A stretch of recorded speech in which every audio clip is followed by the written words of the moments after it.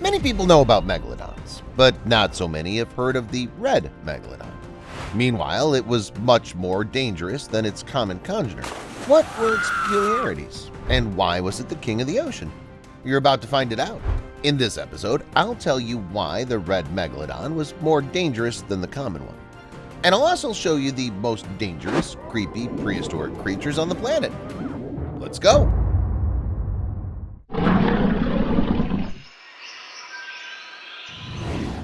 Megalodon. These huge predators used to be the most dangerous animals on the entire globe. There are many theories and legends surrounding them, telling the most terrible horrors. According to one of them, Megalodon was the largest predator on the entire planet. There wasn't a single animal bigger than it, and therefore, in the time of its existence, it was always at the very top of the food chain. To some extent, this is true. The size of the monster was indeed incredible. The largest representatives of the species could reach 50 to 65 feet in length and weigh up to 100,000 pounds or more. Thus, Megalodon was among the largest aquatic predators in the history of our planet. At the same time, Megalodons are divided into the largest, gray ones, and Megalodons of medium size, slightly smaller than the gray ones, the red ones. For comparison, purple marks the whale shark and green marks the great white shark. And it seems like the gray ones should be the most dangerous because they're the biggest, meaning they could handle all enemies with ease. Or were they not? According to one theory, as large as the common gray megalodons were, the red ones were far more dangerous. First, they were faster and more maneuverable, allowing them to easily evade and inflict their own bites. Second, because of their speed, they often snatched prey from the gray megalodons. The latter simply couldn't keep up with them. At the same time, these red sharks had the same huge teeth and powerful jaws. What you see now is the tooth of a megalodon. It's about 8 inches long, and these are the fangs that these huge fish had all over their mouths. Another reason why red megalodons were more dangerous is that they often gathered in groups and often attacked with the entire underwater pack. Because of this, they were often very nomadic, as they ran out of food quite quickly when they hunted together. Could there be anything more dangerous than Megalodon? Of course.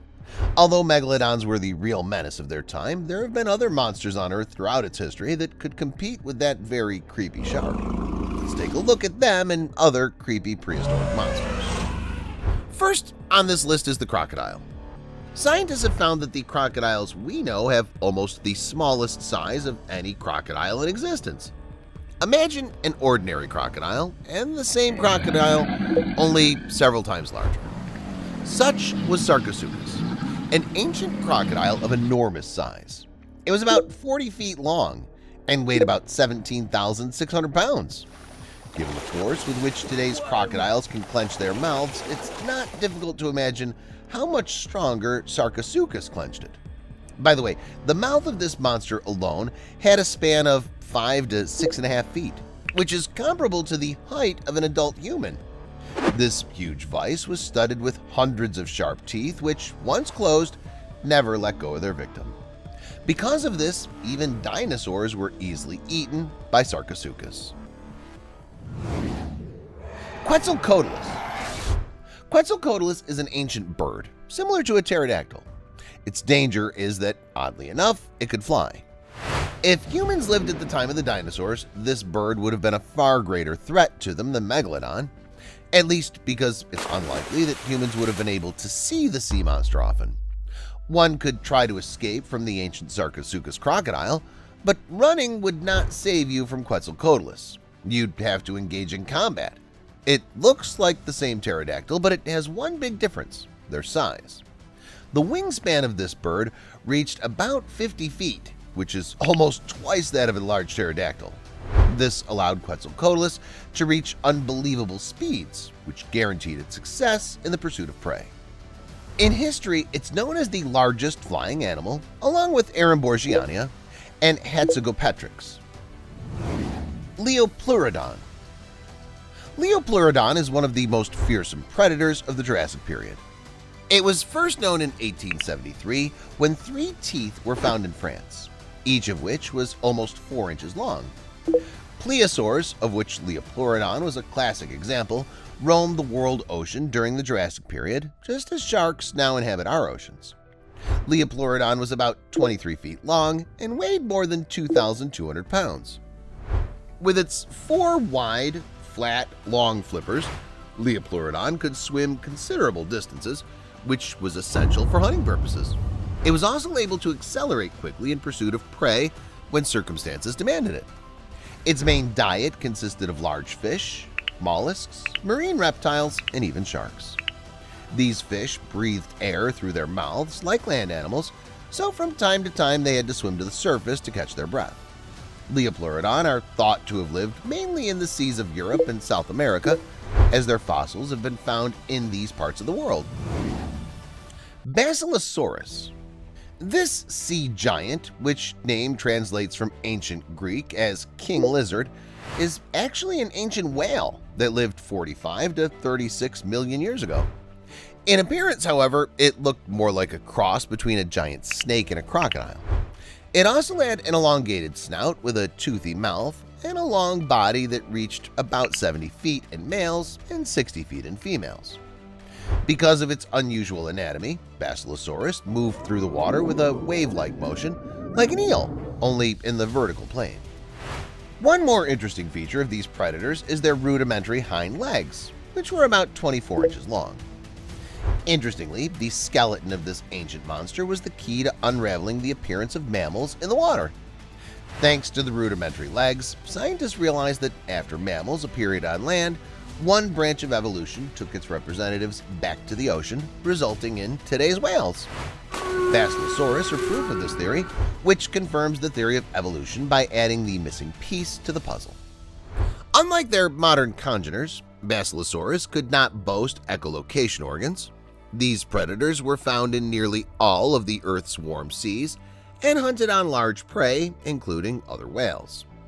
Some cryptozoologists believe that small populations of these animals may still exist today, and that this particular whale is mistaken by eyewitnesses for a sea serpent. However, science knows no fossil remains of Basilosaurus younger than 37 million years. And from the point of view of paleontologists, this hypothesis raises questions.